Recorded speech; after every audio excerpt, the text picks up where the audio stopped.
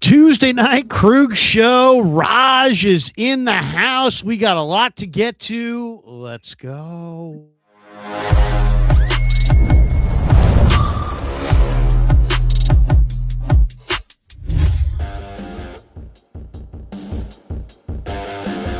Welcome to the Krug show. Tuesday night. Raj is in the house. We're brought to you by Pig and a Pickle, the best barbecue in all of Northern California is Pig and a Pickle.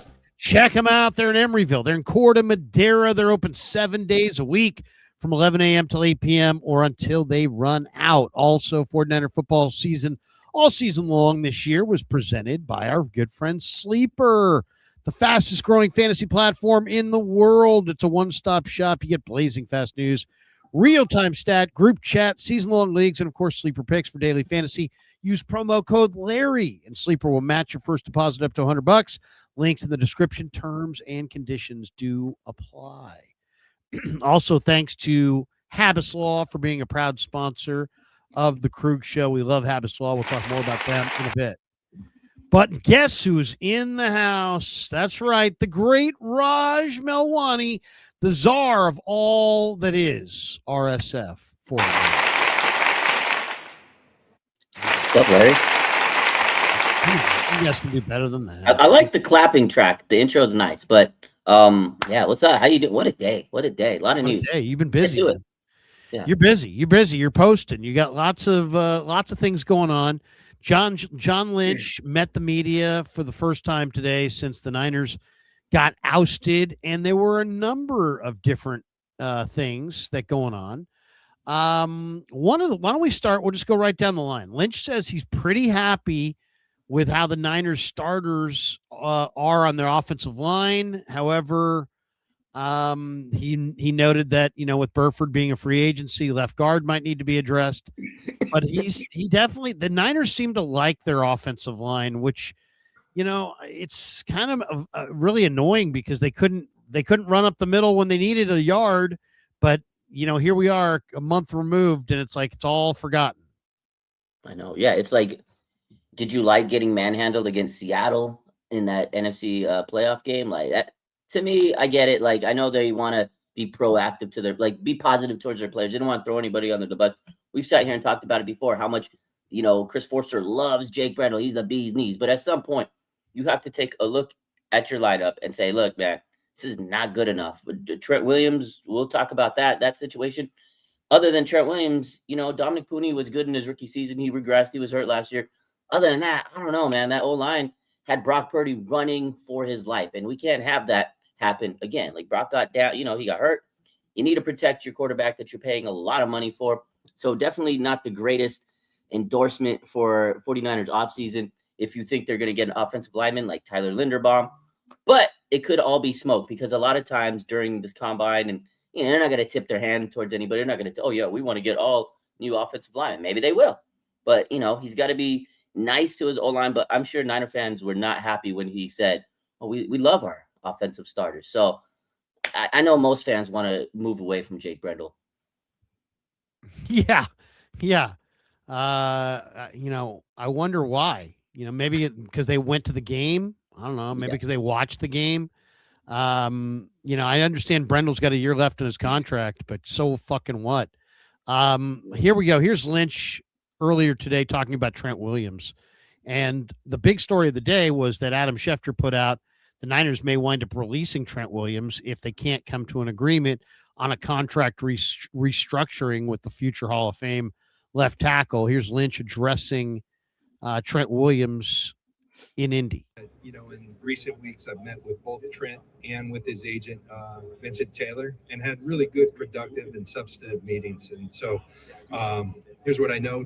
Trent loves being a Niner. We love having Trent as a Niner. And it's up to us to figure that out and to thread that needle. There's some unique circumstances in that we all know what Trent is as a player, how great of a player he's been. He's going to be 38 years old. And so there's some things that go into that. But I think we're all on the same page and feel very positive about where that's going. So what's your read there? I mean, I think they want him and they want him back, but at the same time, they want some kind of a cheaper version of him because he's older, and he's looking at this going, hey, supply and demand, baby. You don't like me, go put Austin Pleasance out there. And so he's going to win. I mean, he's going to win because he can still do it. Yeah, no, 100%, man. At the end of the day, Trent Williams has all the leverage here. Like you said, he can use Austin Pleasance as, oh, this is the guy you're going to replace me with. I'm out. Like, I'm hitting the door. Obviously, 38 years old. John Lynch dropped that, mentioned his age. I don't think he should have, but we all know he's getting up there. Father Time's catching up. How many more years can Trent Williams sustain to play? He says he wants to play till he's 40, right? I'm sure he can do it. Trent Williams is 101. He's like one of the best offensive linemen in the history of the NFL. So for Trent, he's like, look, I can leave. I'll go somewhere else. I'll still be a great player. Like, that's the thing. Most people at 38 probably aren't playing the way Trent Williams, is at his age. But he's a monster, Hall of Famer, surefire Hall of Famer. So it's tough. But at the same time, I see where the Niners are coming from, where they do want to save money. They do want to add some other players. They know they got to, improve themselves. But I feel like this is all the 49ers fault over the years of not investing in the O-line, not trying to get a guy to be the heir apparent of Trent Williams. Because if they said, okay, there's a money issue and we don't want to work it out this year, you can hit the free agent market. Trent, we love you. But now we have, I don't know, just throw Rashawn Slater or something just to be, as an example, Tristan Wirfs. If they would have got somebody like that, they would have had the heir apparent and would have been okay. But they didn't. And now they've kind of put themselves in a corner because you're right. Austin Pleasance is that left tackle if Trent leaves. I think they'll figure it out. This happens with Trent Williams every year, and I think he's just trying to get his final little bag before he retires, right? He might have 2 more years left in him. Let's get a little bit more of that money before he leaves. They're going to work it out. He wants to be here. They want him here. They're going to work it out. Now, Lynch also was asked about Jauan Jennings. He said, we've been in contact with Jauan. We'll see where that goes. This is going to be one of those things where I'm not sure what his market's going to be because we don't know who values him. People might look at him and say, hey, you know what? His target to yardage ratio this year wasn't very good, and he's kind of slow, and he's had some injuries, and he's probably already played his best ball, and probably their third best receiver, and he's a product of Shanahan and all this stuff. I just think that there may be a market for Jennings from astute general managers and know that he's like kind of a cold-blooded winner. But there also may be, less of a market than we think because of all the reasons I just kind of mentioned. So I get the sense that Lynch wants him back. Shanahan wants him back. They're not going to extend very much for him, but they want him back. He seemed weepy at the end of the year because he seemed like he didn't want to leave, but maybe forced to leave. It'll be interesting to see what other teams value him. It sounds like the Niners are like, go shop your wares around the league and come back and let us know what you got. And if we can do something, we will. That's my takeaway, which may not be the way JJ wants it to come down, but that's the ruthless side of business. It's like, we're not going to pay you more than a nickel more than we need to, but we want to pay you because look at their wide receiver core if they don't have him. So, I mean, he's a very key guy. What do you think? How do you think the things are going to play out with Jennings? He's gone, man. To me, that was right on the wall. He at the end of the season at the goodbye press conference, he broke down. I think he realizes he's probably outpriced himself for the Niners, and I think we all agree that it's not that the Niners don't want to bring him back. He's going to price himself out. It's happened many times last year. Dre Greenlaw, Talanoa Hufanga, 2 perfect examples. They wanted to bring him back, absolutely. And John Lynch is going to give us the lip service, the PR answers. Yeah, we've met with him. We'll see. He says, we'll see where it goes. That's it. He kept it pretty short and simple. He said, we've talked with them. We'll see where it goes. And I'm sure he wants to, open the door and say, hey, JJ, come back. But if he gets an offer of 20, 22 million on the market, I think he's as good as gone. I think JJ's played hard over the last couple of years. He was a 7th round pick. Didn't really play his first season because he tore his hamstring. And I think he realized, hey, man, I worked my ass off. I need to get some money for what I feel is worth. I can see him going to Tennessee. He's a Tennessee hero. You got Robert Salah over there. I think he'd be a great veteran over there. There's a lot of options for him on the table. I think he's going to test that market, and he's going to see the money, and he's going to bolt. And the Niners need to get younger, faster. We all love Jauan. He's going to be missed as a clutch receiver, but the Niners need to get some young players. And when Lynch was talking about Jennings today, he kind of pivoted and was talking about Jacob Cowing. So I feel like they know they got to get the youth players. They got to develop these young players. We don't know if Jacob Cowing can be anything on this team, but they want to give him a chance. And he's younger. He's a lot cheaper. We'll see where he goes. Yeah, I mean, Jacob Cowing has been given they've treated him like he's on scholarship. I mean, seriously, they have treated him with such kid gloves. He's gotten such baby treatment. If you think about it, he hasn't played. He hasn't done a damn thing. All he's done has been hurt and hurt and hurt some more. And they just don't want to admit that they picked the wrong guy. And so they're just going to wait and wait and wait. I mean, that's my read on it. I like this guy in college, but I mean, he's too weak. He's not getting it done. He can't stay upright. He can't get on the field. He can't stay healthy. And they just don't want to admit that they blew another pick. So it's like, you know what? We're just going to, and I understand why, because he was good in college, but man, if you really think you're going to bolster your receiving core because of Cowing, you know, that's going to be a hard sell to Niner fans. Yeah. I mean, but that's what they're saying is we got to use the younger players. They got Jordan Watkins. That's another one. Ricky Pearsall, all those three guys they drafted over the last couple of years, Larry, they haven't been anything compared to Jauan Jennings. So it will be a big loss when Jennings leaves, because I don't think he's come back. I'll be very shocked if Jennings walks back through that door and he's a Niner. But that just tells me that they have to put a lot of emphasis on this receiver position. There's a lot of rumors, you know, veterans, drafts. I don't know, man, but they got to do something with this wide receiver room, because if they lose Jennings, which I think they are, his wide receiver room got even worse, which is crazy, because you look at this receiver room, and right now you're like, it's pretty bad. You lose Jennings, it's really bad. Well, it's really bad as it is. Yeah. Would you trade Ayuk a second and a fifth for AJ Brown? Because I saw that deal rumored today, and when I first saw it, I'm like, yeah, I think I'd do that. But the more I think about where AJ Brown is, you know, maybe I would give one pick, but I don't think I want to give two, and I don't think I want to give a second. That's too high. That situation is deteriorated. They need to make a move. You don't get a second round pick when you need to make a move. I would say I would say here's Ayuk in a third.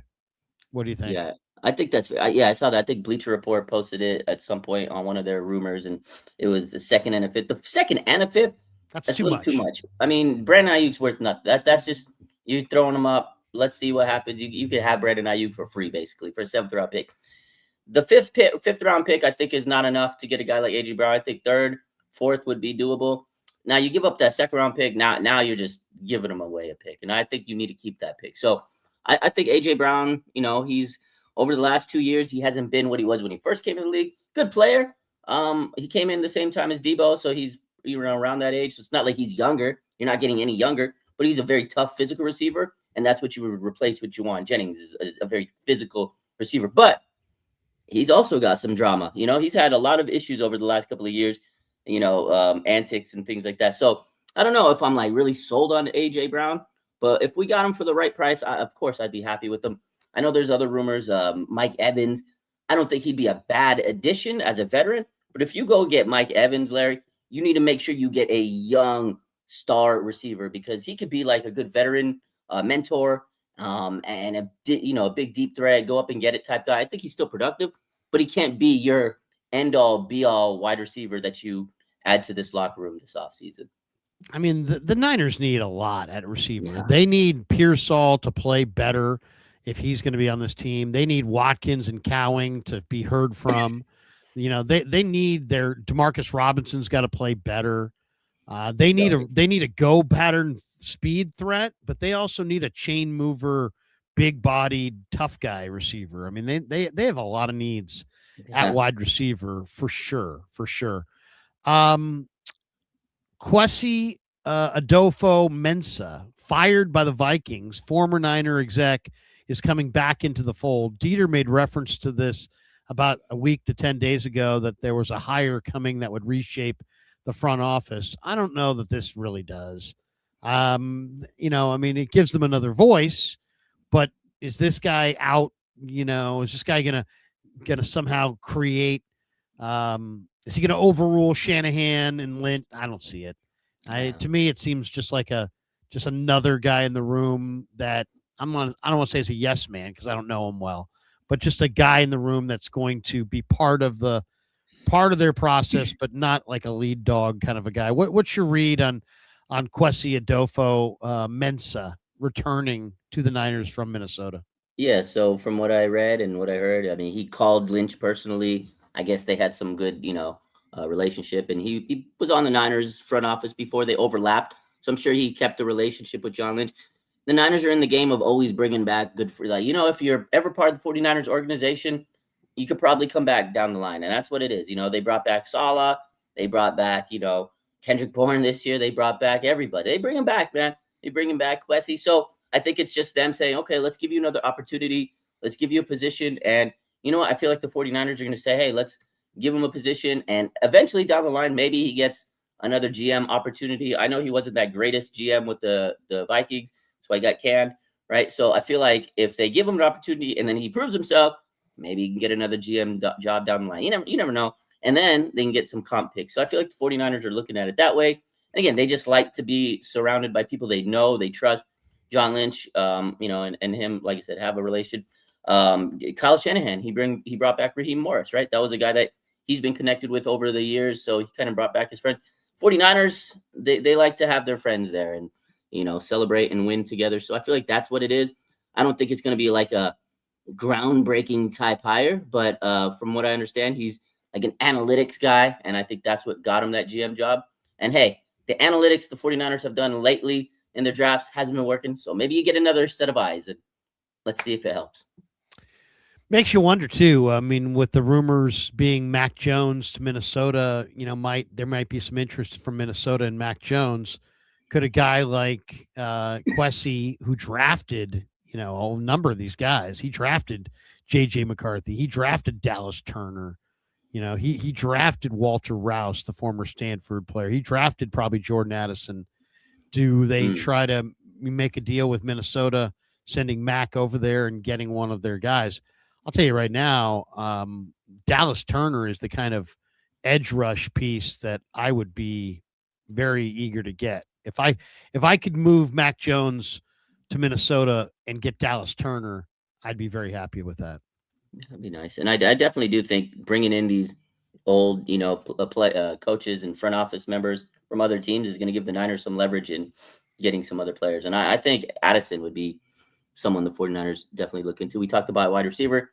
I know he's had some trouble off the field, but I mean, he checks the boxes of what the 49ers need, man. Speed, a good receiver that can actually go out there and catch the ball on a deep route and run the route tree. And he's a good player. So you can bring him in. Hopefully he can stay, keep his head level. And Kwesi knows him. So he could say, hey, look, yeah, well, okay. We know he had some issues, but we think he's a good guy. He'll fit in your team.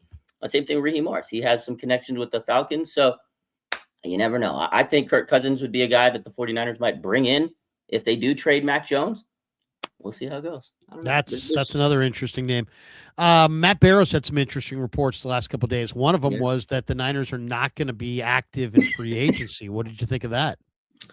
Yeah, I was a little I wouldn't say shocked, but I was a little like, wow, okay. I mean, because I think you have to, right? There's some 49ers.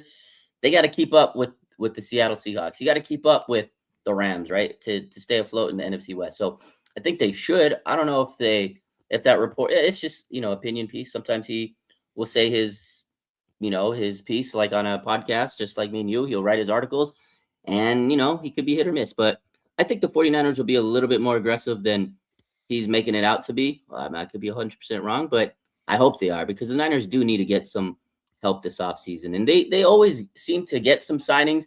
Last year, they didn't have like a splashy offseason, but they did make some moves. Maybe he's thinking it's going to be something like last year where they went and got a lot of special teams players and things of that nature. But I don't know. I hope the 49ers make at least one splash because, I mean, like we said, this team is missing a lot of key pieces. You need some edge rushers. You need some offensive line. You need some speed at wide receiver. Maybe go get a safety. So I hope he's wrong, Larry, at that point. Yeah, my thing is this. The Niners have needs on both sides of the ball. Now, if I were the Niners, I'd bring back the special teams guys. Like today, they re-signed John Weeks. I would re-sign Sky Moore. I'd re-sign Eddie Pinheiro. I'd re-sign Thomas Morstead. I'd bring back the special teams crew because they and just for continuity purposes. But But I think I would use the free agency to fill my offensive needs and look and veterans and then fill my defensive needs in the draft. Like, give an example.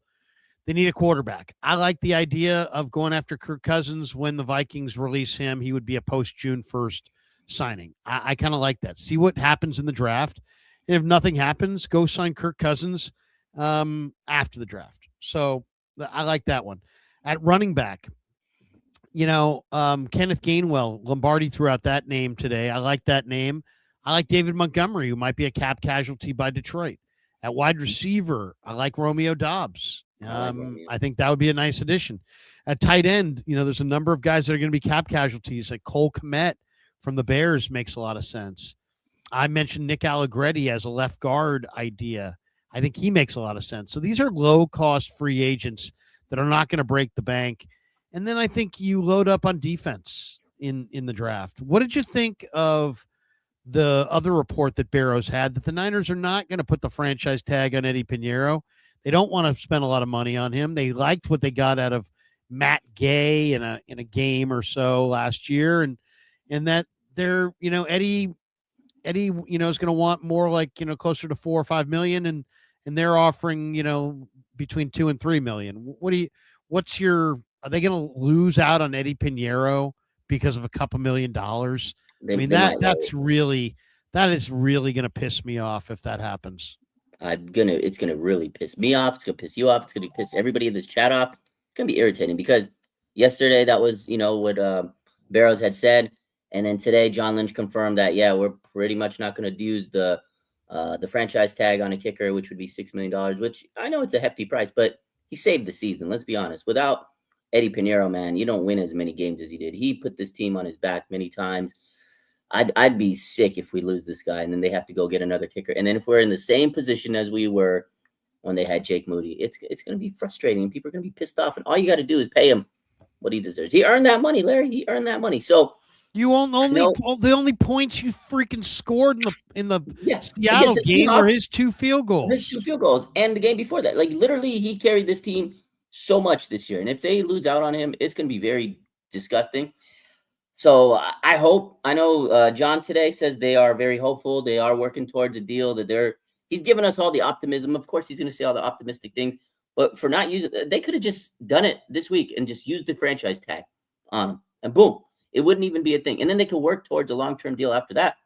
They're not even doing that. So I think eventually, it will get settled out. I think the Niners will re-sign him and get an extension unless there's a team that gives them just a crazy offer in free agency. And based on what he did this year, I think teams that really need a kicker are going to drop him a bag. So I just hope we don't lose out on him. I'm going to be mad.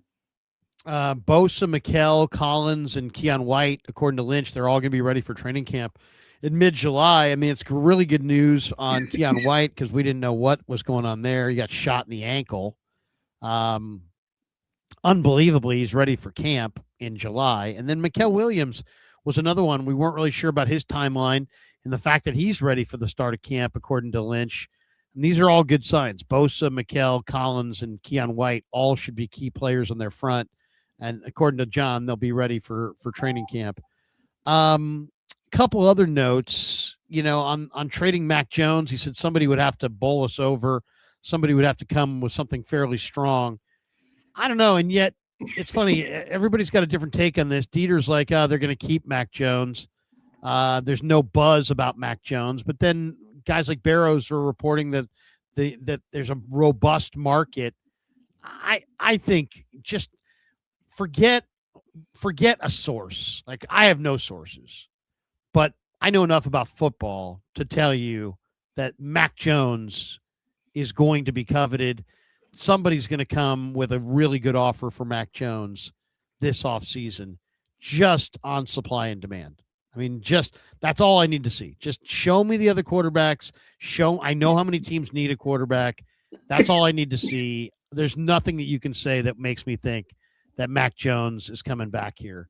I know they like him, but you know what? They have too many needs. They have to move Mac Jones to fill some of those needs. I think 5% chance he's back at best. 25%? 5%.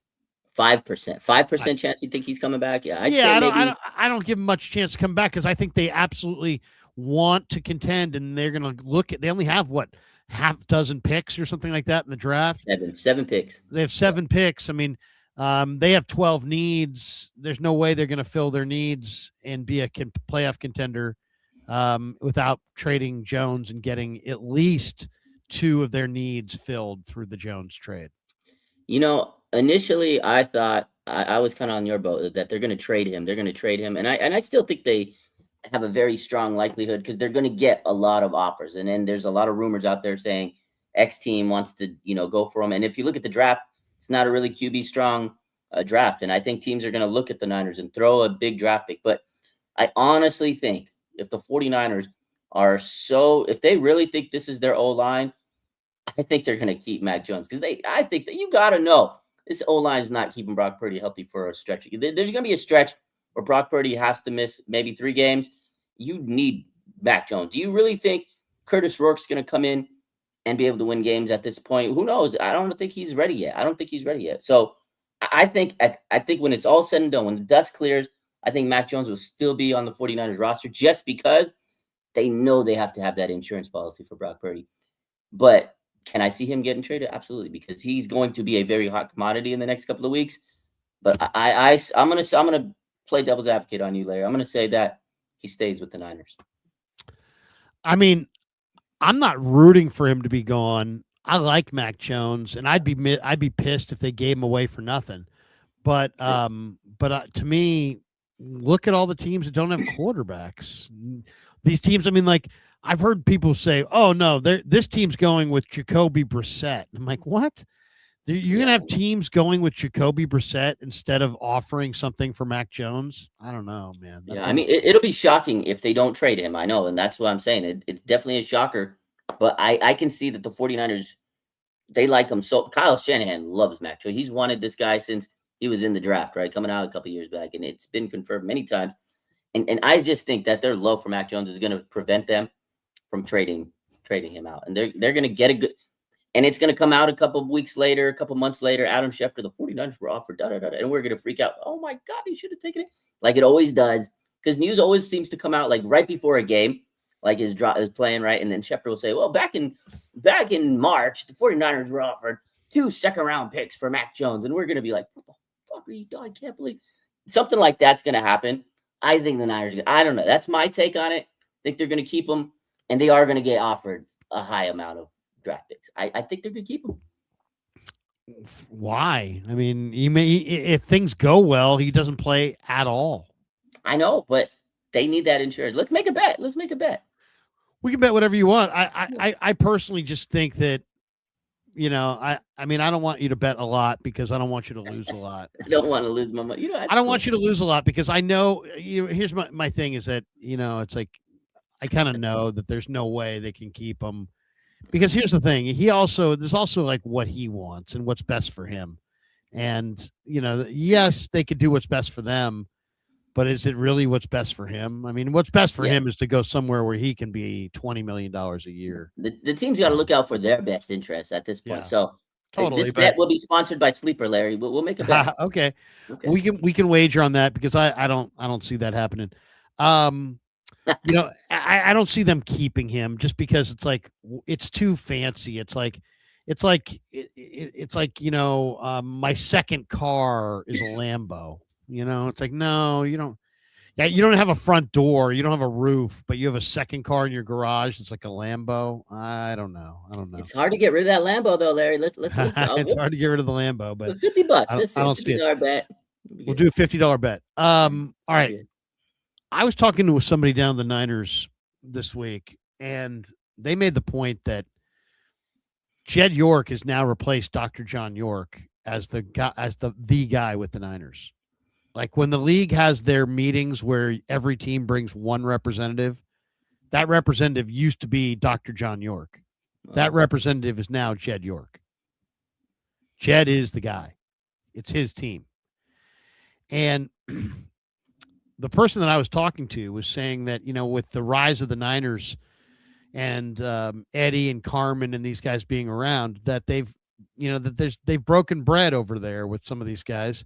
And that there's some groundswell of momentum to say, hey, you know what? now's the right time to bring Eddie and Carmen home. Please. And I personally think that it should happen. Now, some people would say, well, what in what role? I mean, Eddie's not going to own the team again. No, he's not going to have controlling interest of the team, but like those guys are part of the Niner family. Jed talks about the family. Heck, him and Eddie is his godfather. They are family. If you bring it, these guys are long in the tooth. If you bring them back after they're no longer with us, it's just kind of like it's a ceremonial thing. It doesn't have the same power. If you bring them back now, it says, hey, these guys are part of the 49er family. I mean, Eddie D, love him, hate him, whatever. He's probably the most beloved owner in the history of Bay Area sports. Carmen Policy is the Teflon Don of all time. This guy traded Joe Montana and Charles Haley. Crazy. And is still beloved.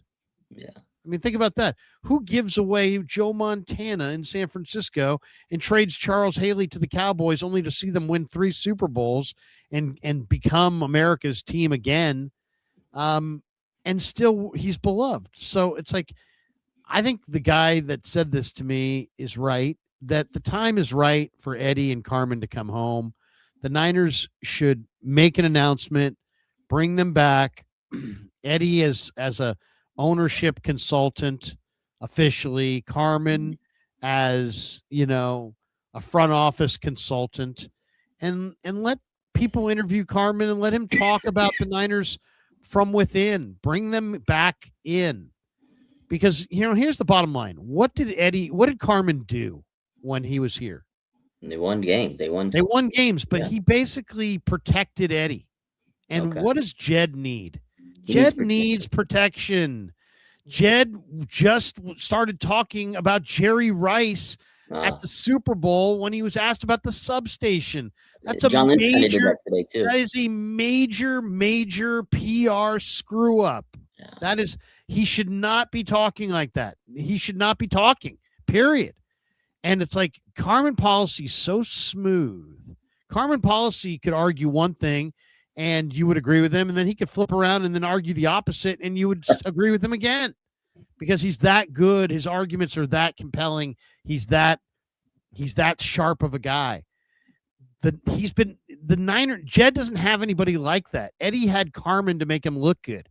They should bring back Carmen and Eddie to make the organization look better. It's the right thing to do.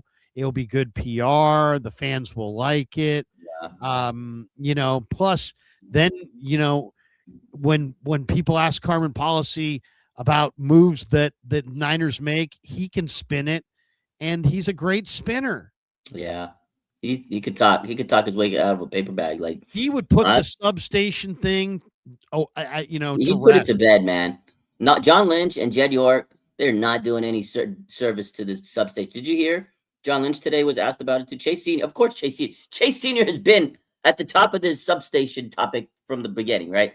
So he asked him and Grant Cohn asked John Lynch. I think Chase says you can pull it up if you want. But he asked him, well, what do you think about the substation? Do you think it's going to deter people from, signing in free agency? And he deflected just like York. And, we have a rich history. And I think that's what people should, look into. The rich history of all the players and this and that and da-da-da. Like those players like Ronnie Lott and Jerry Rice, listen, man, those players aren't walking through the door anymore. I get it. You guys have a rich history, but you're not answering the question. So I don't know, man. I totally agree with you. If they were to get Carmen Policy and Eddie D back, you know how many fans would go crazy just to bring him back in some capacity to first team? Would have been better than Kwame, whatever, Adolfo. Here, Kwesi. Kwesi. Let me pull that up because you mentioned that Chase Senior has that. But it's never happened. I'm gonna share this. You guys can take a look at this. We'll let you hear this. Here's Chase Senior asking John Lynch about our favorite topic, the substation. Love it. My God, this substation thing is making me sick. During Super Bowl week, there were some players around the NFL who said, yeah, maybe the substation theory can impact the Niners' ability to attract free agents. There were others, including Christian McCaffrey, who said, no, I'd love to play for the Niners. Yeah. Do you think that could impact what your plans are, players coming to San Francisco in free agency? I sure hope. I don't think so. We have a tremendous place to live, to play, an iconic organization. Some of the things at Super Bowl, the very first event that I kind of went to was a Night of Champions, some Omaha Productions put on it. And man, I can't tell you, I kind of went just to support the guys that were up on stage. And it was Chris Berman moderated a thing with Joe, John Taylor, Tommy Rathman. It was Eric Wright and Ronnie Lott, Keena Turner, and Harris Martin were all there as well. And man, the privilege that you felt to be a part of this organization, that's what I think people feel when they think about the Niners and a team they got a chance to compete at the highest level and compete for championships. That's what I think people will think about. When your own players express concern about it, though, what's your approach? Do you want to educate them? Do you need to bring in your own scientists and do research? What do you do? Well, I think when you talk about, and I said this earlier, me having been a player, anything our players, especially when it comes to health and safety, which is so important, absolutely we'll look into that. Working with our team to do just that. Encouraged by some of the early things, our chief medical officer, Dr. Sills, came out and basically stated that there's no literature that speaks to that being an issue. So we'll continue to monitor that. And, there's so many great things about being a Niner, and I think that will carry the day. We'll obviously always look into the concerns that our players might have. Well, I mean, it's an answer. I don't know if it's the answer that I wanted to hear, but they feel like they've debunked it. We're going to find out, right? Because the free agents get to decide on their own. It's true. And I'll just say this. If the 49ers get to day 3 of free agency and they haven't signed anybody, there's going to be an absolute meltdown on 49er Twitter, 49er YouTube, 49er content creators. There's going to be a meltdown, and people are going to be going off half-cocked. It's Lynch has got to go. Jed's got to go. The substation is the reason nobody's signing. The Niners don't know what they're doing. It is going to be ugly. I guarantee you, because I get the feeling if you said to me, make a prediction on what the Niners are going to do based on what I've heard and read and all that, I would say Niners are going to take a very circumspect look, very conservative look at free agency. I don't see them signing a big, huge name guys. I don't think they're going to sign guys in mass. I think they're going to have a very targeted, select free agent signings of like what I would call tier 2 and 3 guys. A Kenneth Gainwell, a Nick Allegretti,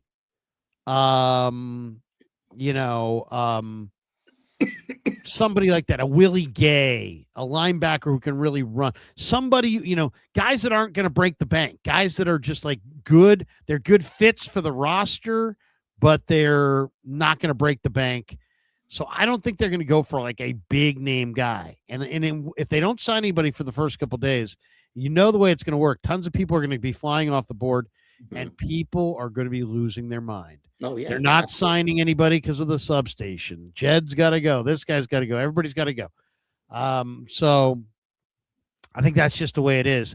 We're going to find out over time how much credence the players put into this. Yeah, we'll see, man. You're right. At the end of the day, we're gonna find out in a couple of weeks. And man, if it's day 3 of free agency, Larry, and they haven't signed anybody, you damn right people are gonna lose their mind. People are gonna lose it. People are gonna lose it. And like I said earlier, is gonna be the topic. It's gonna be they'll blame it on that. And like I said earlier, I think they'll do like a lot of, like you said, I think mid-tier. I think they'll get players like last year, but I hope they get at least one splash. And if that splash ends up being Debo, it's not going to be a good splash. Oh my God! If it winds up being Debo, my God, they could rumor that could be their splash. That would be a disaster. I know. We should tell everybody 49er football season is presented by Sleeper, the fastest growing fantasy platform in the world.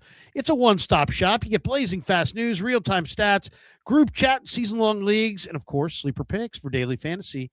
Use promo code Larry. Sleeper will match your first deposit up to $100. Links in the description. Terms and conditions do apply. Thanks to Sleeper for being a proud sponsor of the Krug Show. All right, what are we going to go with here?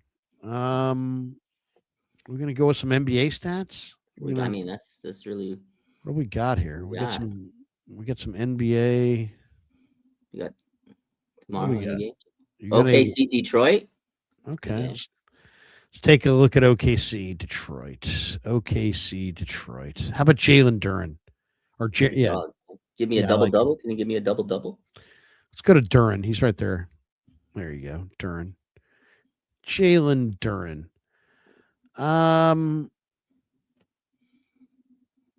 God. Points and rebounds, 27.5. He had 25-14 last game. What's he doing? He's putting up some numbers. Yeah, points and rebounds. Let's go more on the points and rebounds. I like that. More on the points. No, wait, that's the wrong. You put points, rebounds, assists. Go back. Yeah, that one, 26. There we go.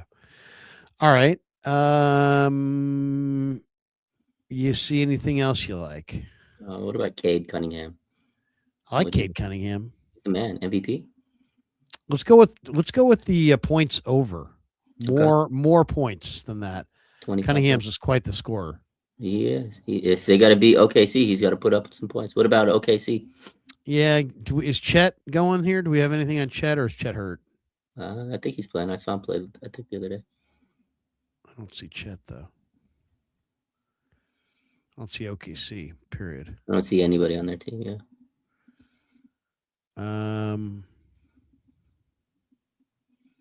It's all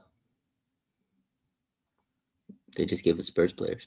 Okay. Or not Spurs, Pistons players. And now you change it to Spurs. Yeah, let's go to a different game. Not liking that game. Oh God, Sacramento. Wow. It was terrible. Let's go Sacramento. Oh my God. Let's go DeRozan. DeRozan, 14 and a half points. If he can't score more than 14.5 points, he need to put the flag. Let's say more than 14 and a half for DeRozan. God. What about let's look? They're playing Houston. Let's put some Houston players. Kevin Durant. How many 12-year-olds does he battle with on Twitter? Man. Over-unders 3.5. No. More. He's going to battle with more 14-year-olds. 3-pointers? 2.5, 3 more. You can make more. You can make 3-pointers. No? What's the 9.5? What's this 9.5? Is that rebounds? Assist and rebounds. Assist and rebound. Yeah, let's go with that. Let's go with more than 9.5 assist and rebounds. Okay. For KD. All right, let's see what we got. He's been putting in some work lately. Let's make our wager. We betting $5 to win. Was that 51.40? Okay, that's pretty 51. good. That's not bad. Thanks to Sleeper for being a proud sponsor of the Krug Show. Get 100% deposit match up to $100. Links in the description. Use code Larry LARRY. Thanks to Sleeper for being a proud sponsor of the Krug Show. Boy, Larry betting on the Kings, man. Yeah, that's bad. Deep in the off season right here. Man, I need to take in a Gamblers Anonymous meeting. Yeah, bro. I'm betting on the Kings. I got issues. All right, here we go. We got some supers here. You're gonna have to read them for me because right now I'm kind of blind without my contacts. Good. Here we go. Yeah, hit these. Let's get them. We got this one. Nation 247. He says, "Will the NFL have games in Mexico after the cartel?" Yes. Something tells me the cartel will be throwing out the first pitch. So you still think Niners playing in Mexico this year? Yeah, I think they're still good. There's a lot of time between now and then. I might think twice about going. Same. 49ers throwback, my boy. Let's go. He says, "What can you say? Welcome back, GM Kwesi Adolfo Mensa." It says, "Appears Raj ain't that hype for the offseason, but I get it. Can't allow John Lynch to fool you with free agency and the draft. Warriors lost tonight." Yeah. I wouldn't say I'm not hyped. I'm just still got a couple more weeks. Give me 2 more weeks. I'll be super hyped up. But you got to show me. We got to be shown. Last year was an underwhelming offseason for sure. Correct. Free agency wise, at least. Yeah. Ben Affleck's double chin says, "Who was a better wide receiver, Brandon Lloyd or Javon Walker?" What kind of a question is that? We talking about Javon Walker, that bust from Florida State, and Brandon Lloyd, that bust from Illinois. I mean, they were both busts. I mean, Javon Walker had a good day or two. Brandon Lloyd had a good day or two. They both sucked. I'll go with Lloyd because I think he had better ball skills. Walker was a better athlete. Brandon Lloyd, I thought Brandon Lloyd was going to be really good. Brandon Lloyd made one of the greatest catches I've ever seen. That one-handed grab on the goal line. Remember that down the middle? Yeah, that was insane. It's freaking amazing. He had huge hands, great hands, kind of like an Odell Beckham hands. But he couldn't really separate. I'll go. That's a rando question right there. A crazy random question. That is a rando. His But we appreciate it. Yeah. And we have this one. Alexander McDonald R3G says, will the 49ers get a comp pick for Saleh and Fleury down the line? Also, do you like Joel Bonito from Cleveland? He is a fit, and what would he cost? Joel Bitonio. Bitonio, yes. Yeah, Bitonio I do like. In fact, Shanahan was the OC, I believe, in Cleveland. Was he the OC? He was there in Cleveland when the Browns drafted Joel Bitonio out of Nevada. And Bitonio is a tough ass. So, yes, I do like the idea of Bitonio plugging in at left guard for a year. I like Nick Allegretti, who I think is cheaper, but Bitonio would probably be even a better pickup. I wouldn't mind signing both of them, to be honest. I like the idea of bolstering their offensive line. Part of the reason that the Niners keep sticking with, Brendel throughout the year is that they don't have anybody else. They've got Drake Nugent and Matt Hennessy. It's like, you know what? If you had a Nick Allegretti sitting right there, then it would be like, hey, if Brendel doesn't play well, you yank him. So that's the way I look at that. And second part, he wants to know if we get comp picks for Saleh and Fleury. No, we don't. No. Yeah, the way it works is they have to – if Saleh had stayed 2 years with the Niners, then they would have gotten comp picks. Yeah. Because he only stayed 1 year, they don't get comp picks. and Fleury, Fleury's a Caucasian guy. He's a Caucasian boy. Yeah, we ain't getting draft picks. He didn't go and get a head coach or a GM position. He became offensive coordinator, which is an upgrade, but he's a Caucasian man getting an offensive coordinator job. It's not going to happen. It's a ridiculous rule. Minority rule. It's crazy. It's a stupid rule. I mean, come on. Let's be honest, dude. That's ridiculous. It's a ridiculous rule. Hey, look, Larry, if I was on the 49ers staff as quality control coach and I proved my worth and then I became offensive or a head coach for another team, guess what? I'd be getting you guys some comp picks. So you never know. I mean, it's kind of like well, whatever. I'm not even going to get into it. It's so crazy. It's just ridiculous. On so many levels, it's ridiculous. Someone said, listen, real quick. Someone said Mike McDaniel is not, minority. He actually is. He is. So that's why we got comp picks from Mike McDaniel, because he actually is mixed, right? So put that one in your knowledge bank. It's going to be one of these things at some point where, somebody's going to have to research their genealogy to figure out that, actually I am 0.5% Cherokee and thus the Niners get a third round pick. I mean, it's like, it's getting things like this. Quotas based on race, I think are really bad. Go ahead. You want one more here? Yeah. Okay. Keith O'Shiro says, hey, middle finger to you, Larry. Any chance we can get Tyler Linderbaum? Any chance? Yes. A high chance? No. And here's the thing. If you ask me, what are the actual chances? Zero. Yeah. Why? Because the Niners have Brendel under contract for 1 more year. Lynch just told everybody for the 19th time that they like their starters. Well, everybody knows they like Trent Williams. He's really good. Everybody knows they like Dom Pooney. They drafted him pretty high. Everybody knows they like Colton McKivitz. Colton McKivitz is almost a near Pro Bowler and one of the favorite guys on the team. Burford is not going to be on the team. So what are we really talking about? That entire answer from Lynch was all about Brendel. Yeah. That was a Brendel answer. He could have taken out, we really like our starters, and just said, we really like Brendel. So he went out of his way to say that he likes Brendel. So the odds that he's going to pay 5 times what they're paying Brendel to attract Tyler Linderbaum are infinitesimally low. They're not going after Linderbaum. I'm not saying I like the idea. Don't get me wrong. I'm with you. But no way. They're not going Linderbaum. I agree. I don't think it's going to happen. And also, if you saw the news, I think the Ravens said that they offered right now they gave him a market value extension. So if he tests free agency, Tyler Linderbaum, and he makes more, I think the highest right now at center, it's like 18 mil or something like that. So he might go and get 20 to 22 million in free agency. The Niners are not paying a center $20 million a year. Are you kidding me? Especially when they think Jake Brendel has the bee's knees. Or is the bee's knees? They're not. Yeah, except the bee's knees. Seriously, next time Shanahan says Brendel's the bee's knees, somebody ought to throw a hornet's nest at him. Something.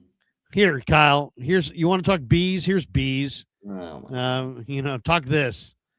Here's a freaking hornet's nest. But come on. I mean, seriously, I can't listen to any more of these. It's like, don't pretend that you're not watching the game and just listen to what we tell you. Maybe the Niners will have a new program where none of the fans actually watch the game. We just go to a place where some Niner representative describes to us what happened. Oh, wow. So then there's never any adversity. Then was there an interception? No, it was time for the other team to possess the ball. But it was 1st and 10 on the 15-yard line. I know, but it's their turn now. Yeah, it's their turn. It's their turn. This play was the bee's knees, but we unfortunately gave the ball away. But it was such a great play. Interception. Yeah. Yeah, the bee's knees. All right. Anyway, that's going to do it for us. Thanks to Habbas Law, 1-800-INJURED. They will fight to make it right. Thanks to the good people at Habbas Law. If you need a good lawyer, call Habbas Law, 1-800-INJURED. If you want to win, call Habbas Law. If you want to have a successful legal experience, call Habbas Law. Why? Because they win. When you get in an accident, insurance companies deny. That's their deal. We're not paying. We're going to stall you out.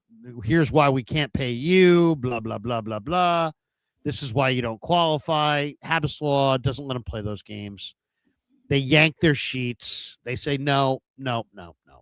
This isn't our first rodeo. That's not the rules to the game. And so if you want to win, call 1-800-INJURED, habbaslaw.com on the web. I personally attest that these are the finest lawyers in the land. They will fight to make it right. habbaslaw.com on the web. Once again, 1-800-INJURED. Larry. Yes, Raj. Before you go, I think Steven Reynolds says you missed his comment. I think he did a super chat. Can you double check? I'll make sure we get it. He has followed me since I started my Instagram page years ago. Steven Reynolds, I will go back. I will go back. I don't care if I've got to go to the center of the universe. I will find. No, he's a real one. He's honestly followed me for over a decade. So here we go. We're going to tell me which one it is. Is it this one? No. This one. That's the one.